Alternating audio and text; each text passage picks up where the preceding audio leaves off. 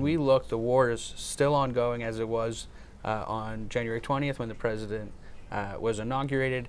It's continued for over 3 years now at this point, and every single day of the war, Vladimir Putin has had the ability to end it, and he hasn't. And so the only logical conclusion to make is that he still views it in his best interest to continue the war, and we are expecting to see them make a significant push this summer to try and, within the next 50 days, make it even harder on Ukraine to keep up. Welcome to Reporter's Notebook, where we talk to the Washington Examiner's top journalists about the stories breaking on their beats. I'm Jim Antle, and I'm joined today by defense reporter Mike Brest. And Mike, there's been a turnabout in terms of how President Trump is going to handle the Russia-Ukraine war, sort of set a certain ultimatum. What's the latest? So there are two big announcements that came from the president this week. The first is that they've been working on, and he has continued, and the administration is continuing on a plan to provide weapons to NATO allies who will then pass them along to Ukraine. And so the big premise of this is it is a significant commitment from the Trump administration that they hadn't been eager to necessarily do, that they would continue to arm Ukraine. Now, this is an indirect way to do it, and there's still details that are being hammered out between the Pentagon and NATO allies. But some of the questions that continue from this, or that we still have as they're negotiating this, is will the weapons that ultimately end up in Ukraine be weapons coming from the United States or from Europe? There are two possibilities. The first is that Europe gives Ukraine weapons from their own stockpiles, and they use the American weapons to refill their own stockpiles. That is the most likely scenario to get weapons into the hands of the Ukrainians the fastest. The alternative is that the European countries wait until they have the weapons purchased from the United States and provide those to Ukraine.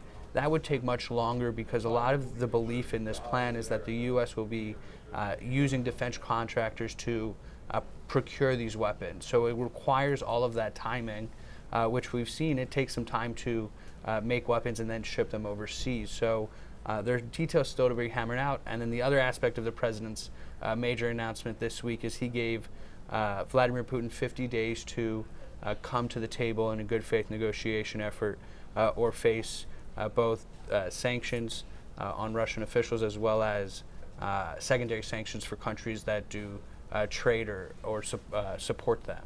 So this is a significant shift for the Trump administration. Now, during the campaign, Trump did at various points, he basically threatened Ukraine with cutting off the aid, but he also at the same time threatened Russia with sanctions and more aid potentially than ever before. But since taking office, Trump seemed to view Ukraine and its President Zelensky as the main obstacle to negotiations. He clearly now views Putin as the main obstacle. He does, and so this seems to have been an ongoing transformation that the president has gone through. He said in making these announcements that there had been 4 different instances where they thought they were on the verge of a breakthrough in these negotiations to end the Russia-Ukraine war, and they fell apart. And not only did they fall apart, but as they fell apart, each time Russia then launched heavy or significant attacks immediately after, almost making a mockery of the negotiations.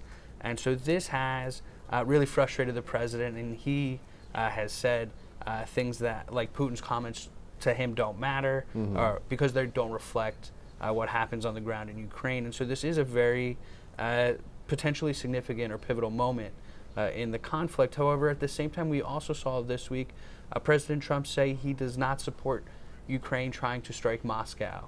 And so there are still long-term questions about how this ultimately plays out. For example, if in 50 days there is no deal and these sanctions are applied to Russia, what if that doesn't stop them?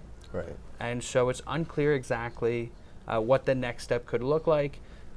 If the U.S. would be willing to further arm Ukraine or provide them potentially with offensive weapons, which they seem reluctant to do, and the conversations currently focus on defensive weapons, trying to prevent or defend against these continued attacks with drones and missiles that are targeting Ukrainian cities. So up to this point, it doesn't look like Putin has been deterred by any of this, and a lot of his activities against Ukraine have continued, no? I think it would be hard to argue the opposite. When we look, the war is still ongoing as it was on January 20th when the president was inaugurated. it's continued for over 3 years now at this point, and every single day of the war, Vladimir Putin has had the ability to end it, and he hasn't. And so the only logical conclusion to make is that he still views it in his best interest to continue the war, and we are expecting to see them make a significant push this summer to try and, within the next 50 days, make it even harder on Ukraine to keep up. And so there are expectations that Russian President Vladimir Putin will continue and just push his efforts even further. Thank you, Mike. You can read Mike and the rest of our national security team's coverage at washingtonexaminer.com.